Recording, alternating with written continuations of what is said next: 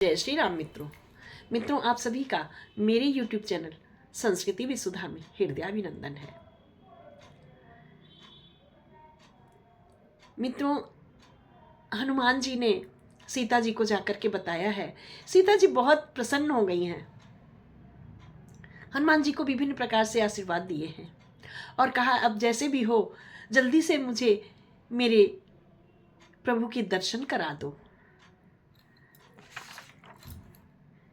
माता कहती हैं अब सोई जतन करो तुम ताता, देखो नयन श्याम मृदु गाता। हे तात, अब तुम ऐसा कोई उपाय करो जिससे मैं अपने प्रभु के दर्शन कर लूं। तब हनुमान राम पही जाई, जनक सुता के कुशल सुनाई। तब प्रभु श्री रामचंद्र जी के पास जाते हैं और जनक सुता के कुशल को सुनाते हैं।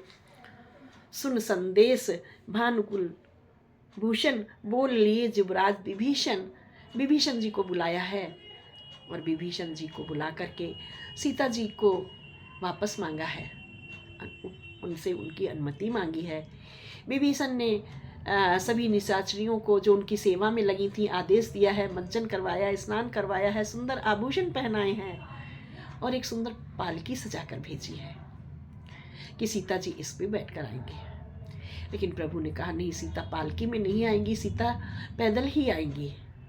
तो माँ सीता पैदल आई हैं। माँ सीता की अग्नि परीक्षा ली गई है। कितने लोग इस बात से सहमत हैं कि माता सीता की अग्नि परीक्षा ली है प्रभु ने। मित्रों, अग्नि परीक्षा नहीं थी वह, यह तो बाबा गोस्वामी जी ने एक रचना बनाई है। अग्नि परीक्षा नहीं ली है। प्रभु ने सीता, जो सत्य की सीता थी, जो सच्ची सीता थी, असली सीता थी, वह अग्निदेव को समर्पित कर दी थी। मैंने पिछले भी वीडियो में बताया था अग्निदेव को समर्पित कर दी थी। जब तक करो निशाचर नासा, तब तक करो अगिन में बासा। तो ये छाया रूपी सीता को लेकर कैसे प्रभु जाते? छाया रूपी सीता को लेकर नहीं जा सकते हैं प्रभु।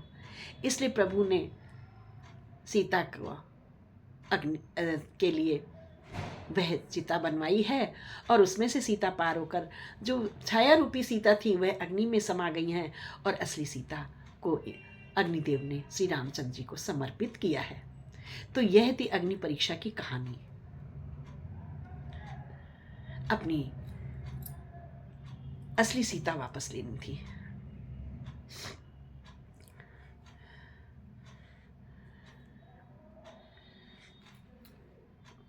तेहि कारण करुणा निधि, कहे कछुक दुर्बाध, सुनत जात धानी सब, लागी करे विषाद। इसी कारण करुणा के भंडार श्री श्याम चंद्र जी ने लीला के कुछ वचन कहे थे कि मैया जानकी पैदल ही आएंगी, जिन्हें सुनकर सब राक्षसियां विषाद करने लगी कि अरे जानकी तो यहाँ रही है अशोक वाटिका में, फिर अग्नि परीक्षा किस बात की?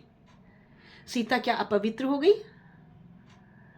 सीता ने तो रावण की ओर देखा भी नहीं। ये कैसे कृपा निधान है? ये किस तरह की बातें हैं? देख राम रुख लक्ष्मण धाये, पावक प्रगट काट बहुलाए।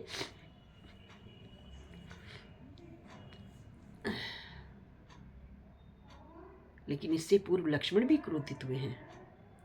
लक्ष्मण हो धर्म के नेगी, पावक प्रकट करो तुम वेगी। श्री रामचंद्र जी ने लक्ष्मण से कहा है, हे लक्ष्मण जी, आप कर्म, मन, वचन और कर्म से पवित्र हो। आप जल्दी से सीता जी के अग्नि प्रवेश के लिए पावक का इंतजाम करो। सुन लक्ष्मण सीता के बानी, बिरह विवेक धर्म नितिसानी। लोचन सजल जोरी कर दो, प्रभु सन कछु कही सकत न ओ। लक्ष्मण जी बहुत परेशान हैं कि इसमें कहीं मैया जल ना जाएं। लक्ष्मण जी इससे अनभिज्ञ हैं इस बात से, इसलिए। लेकिन लक्ष्मण जी के नेत्रों में जल भर आता है मैया जानकी के लिए। हाथ जोड़े खड़े रहे कि मैं ये कैसे कर दूं। प्रभु से भी कुछ नहीं कह सकते, अपनी माँ भाभी सीता जी से भी कुछ नहीं कह सकते। लेकिन फिर भी दौड़ कर गए हैं। उन्होंने अग्नि के लिए लकड़ियां एकत्र की हैं और अग्नि लगाई है। अग्नि को बढ़ता हुआ देखकर जानकी जी के हृदय में हर्ष हुआ है। कुछ भी भय नहीं था, क्योंकि उन्हें तो पता है ना। और उन्होंने कहा है, यदि मन कर्म कर्म वचन से मैं इसने श्री रामचंद्र जी को ही अपना पति माना है, तो मैं इस अग्नि में प्रवेश करती हूँ। अग्निदेव तो सबके मनी की गति जानते हैं, मेरे लिए वो चंदन के समान शीतल हो जाएं। श्रीखंड समपावक प्रवेश कियो, सुमरि प्रभु मैथिली, जय कौशलेश महेश बंदित चरण रति अति निर्मली, प्रतिबिंबु अरलौकिक कलंक प्रचंड पावक महु जरे, प्रभु चरित काहु न लखे नभ सुर, सिद्ध मुनि देखई खरे, धरि रूप पावक पान गई, श्री सत्य श्रुति जग विदित जो, श्री क्षीर सागर इंदरा राम ही समर पियानि सो, सो राम बाम विभाग राजत रुचिर अति शोभा भली, नवनील नीरज निकट मानहु कनक पंकज की कली।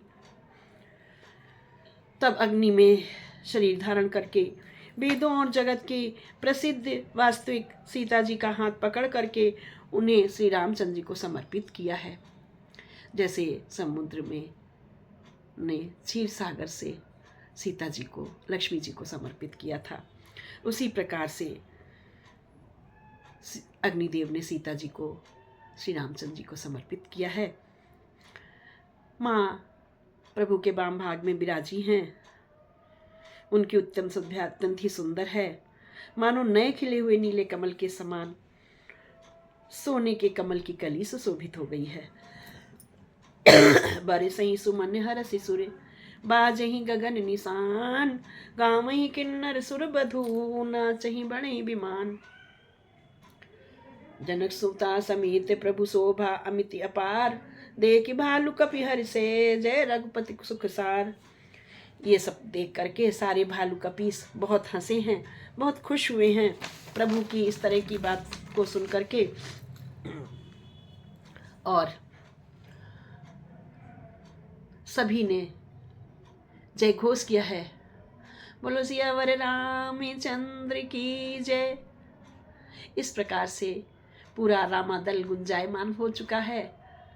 मित्रों, बने रहिएगा मेरे साथ, आगे की कथा की ओर चलते हैं। बोलो राजे रामचंद्र की जय। कृपया मेरे चैनल को लाइक शेयर एंड सब्सक्राइब अवश्य कर दें।